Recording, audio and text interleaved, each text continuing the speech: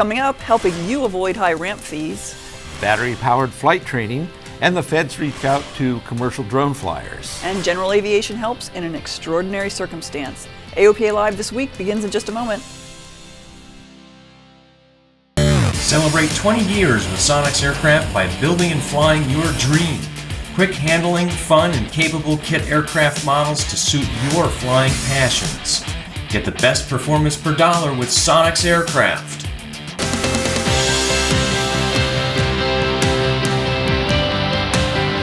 This is AOPA Live This Week with Tom Haynes and Melissa Rudinger.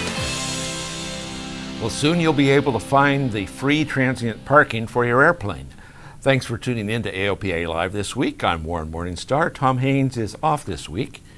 And our top story this week is a change in the charts that will help you avoid fees you don't need to pay. AOPA is working to get public access at all federally funded general aviation airports so that you can park your aircraft without paying a huge FBO fee if you don't want FBO services. And while some of those areas exist at some airports already, and they're being added at others after some pressure from AOPA, how do you find them? We've been working with the FAA on that. AOPA proposed to standardize terms on the airport diagram and encourage airport managers to update that information. This effort is starting with three new labels, standardizing three labels. The first is the alternative access ramp. So this is a location where we anticipate the airport sponsor or a non-commercial entity to label the ramp as such. The second would be the FBO ramp, which you would expect either the FBO or another commercial entity to control that ramp, possibly charging a fee.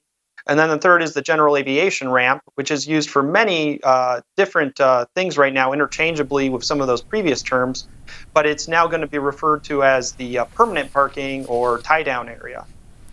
AOPA is encouraging airport managers to start labeling their ramp areas with these new terms. They can do so on the FAA's National Flight Data Center portal.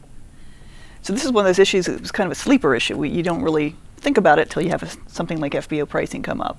Right, and I know that Rune sits on the what used to be called the charting forum, but yes, and he works issues like this all the time. It's a really great forum to get something through quickly. So that's the case with this. But then the important thing is that since this is all voluntary, the airport manager has to go to the FAA portal and say this is how things should be labeled. Yes, and we'll be doing some outreach to encourage managers to do that.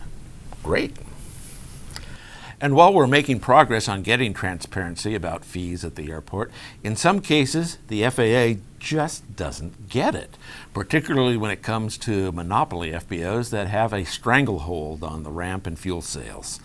AOPA has filed a series of complaints against airports with large monopoly FBOs that are charging unreasonable fees for things like ramp access. The FAA just ruled on the complaint against Key West International Airport.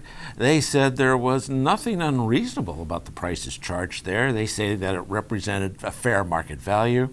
AOPA says big monopoly FBOs have an unfair economic power. That sheer economic power is being exercised on property that was bought and paid for with federal money and local money. It's a public use airport. And we feel that there are certain obligations that go with being an FBO on a public use airport. Also, in a lot of these situations, the airport can't sustain more than one FBO. If they can, competition is great. Then you have free enterprise. Then you can come and talk to me about fair market prices. But don't come talk to me about fair market prices and free enterprise and competition when there's only one store in town.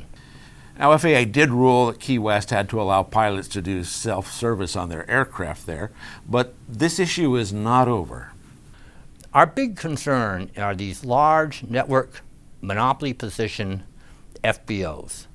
And FAA continues to engage in this extremely frustrating fiction that somehow there's a fair market price, even though there's only one place to go, basically.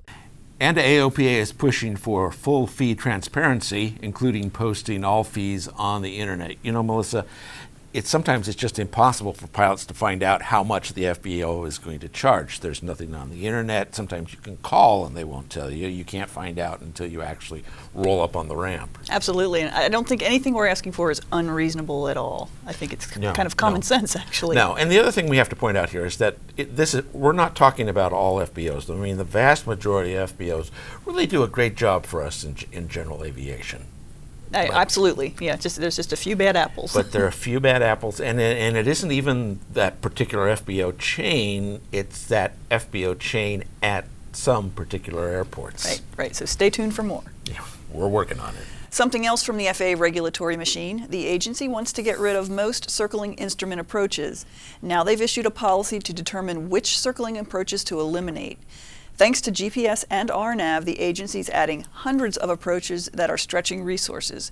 It's now possible to provide a straight-in approach to almost all runway ends. So it makes sense to do away with the circling approaches that tend to be more hazardous. At AOPA's urging, FAA will solicit comments before decommissioning a circling approach. We still need some circling approaches because it's required during some practical flight tests.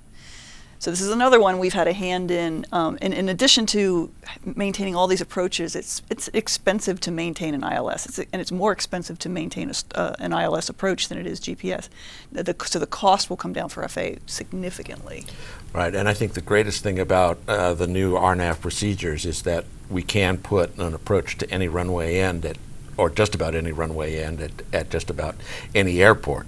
But it still costs the FAA to maintain these because they have to go out and periodically resurvey them and make sure that there are no obstacles and that the signal is proper and all of that. Right? Exactly. So that's why we want to make sure we have approaches at the right places where we need them. Great. Okay. And now a glimpse into the future of what flight training could look like. An organization in California is hoping to breathe new life into the flight training industry by using electric airplanes. AOP Live's Josh Cochran has the story. At Fresno's Chandler Executive Airport in California, there's something totally new. These aircraft that you see behind us are the first production electric airplanes in the world. These Pipistrel Alpha Electros are part of the Sustainable Aviation Project. Airplanes like this could usher in a new enthusiasm for flight training and make it much more affordable.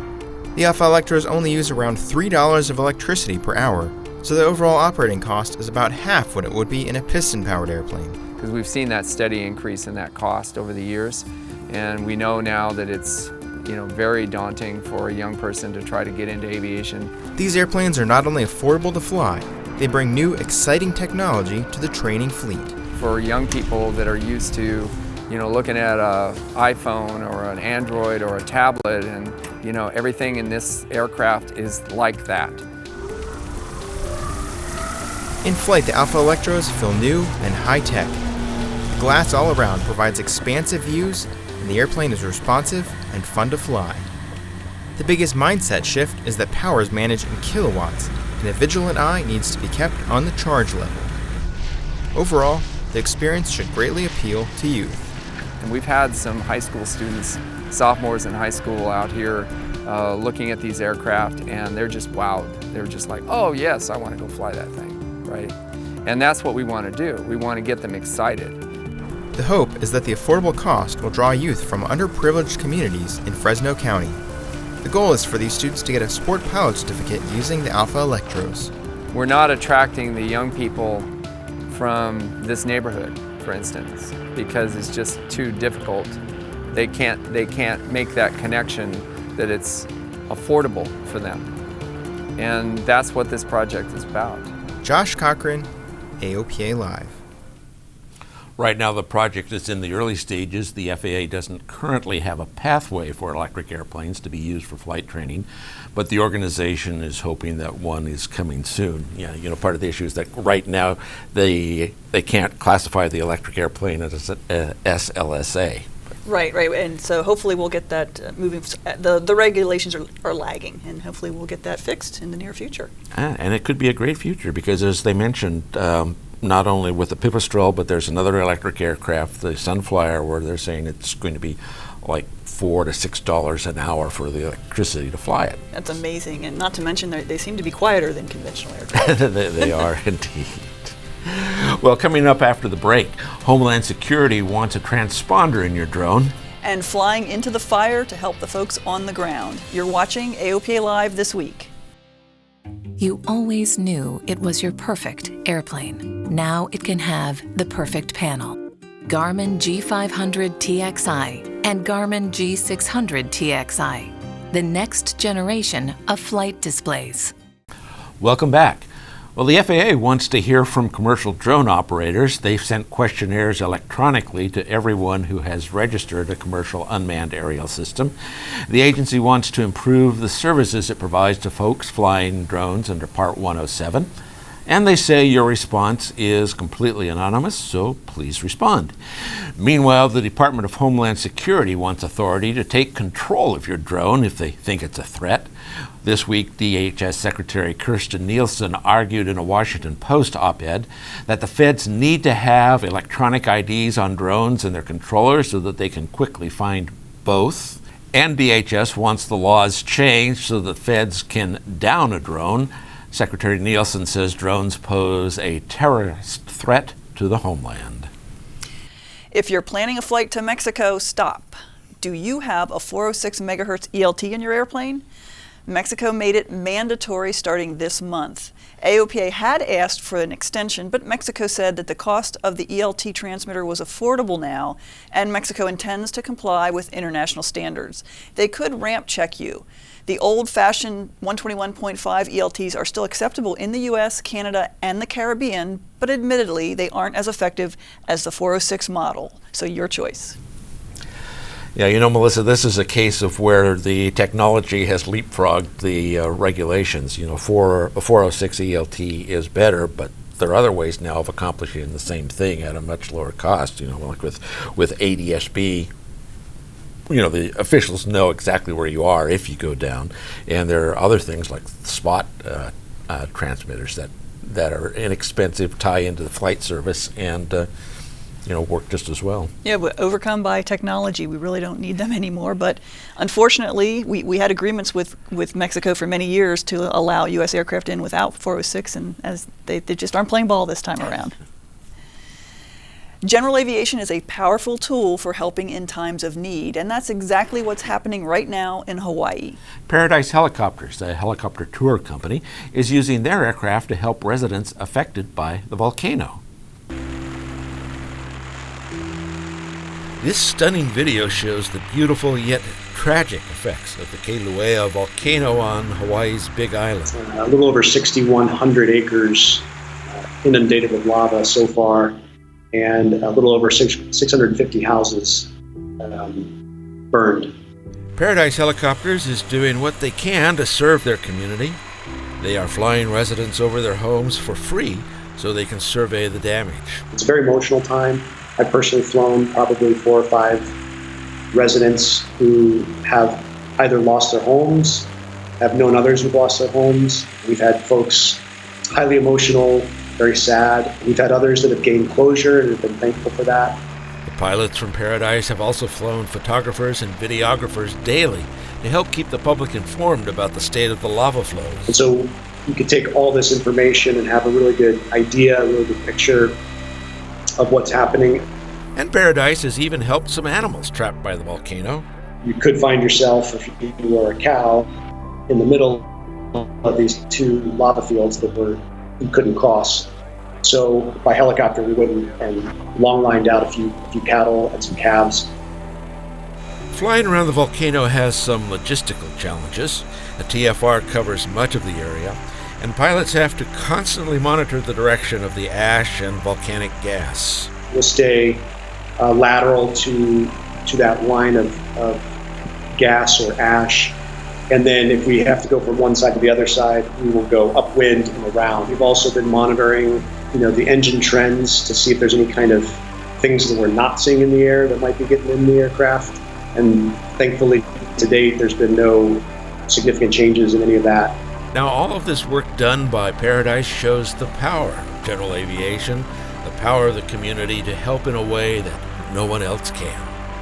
As members of this community, it's impacted us as well. And so we're trying to do what we can to to make the situation a win-win for everybody, to help the community, to help the local industry with tourism and the visitors coming to the island.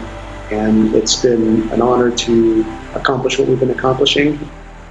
Thanks to Paradise Helicopters and Tropical Visions Video for sharing that video with us. The volcano is affecting a relatively small part of the Big Island, so if you have a vacation booked in Hawaii, there really is no need to change your plans. You can track what is going on with the volcano on the Paradise Helicopters website. You know, just really stunning video, Melissa, and kudos to Paradise Helicopter for using general aviation to help the folks there in Hawaii. They really stepped up and good community support, so it's good to see aviation helping in that way. And that will do it for us this week. My buddy Tom will be back next Thursday. And we'd love to hear from you. Our email address is aopalive@aopa.org. And if you like what we're doing here, well, please share it.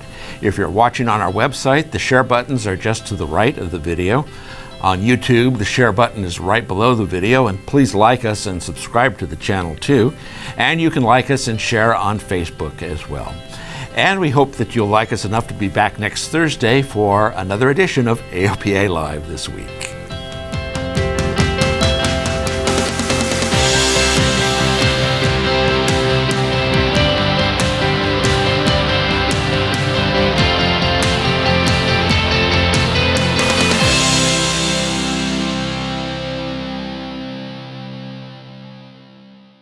Here at You Can Fly, our sole mission is to get people flying and keep them flying. Each of our 4 initiatives is designed to reach pilots at a critical point in their journey.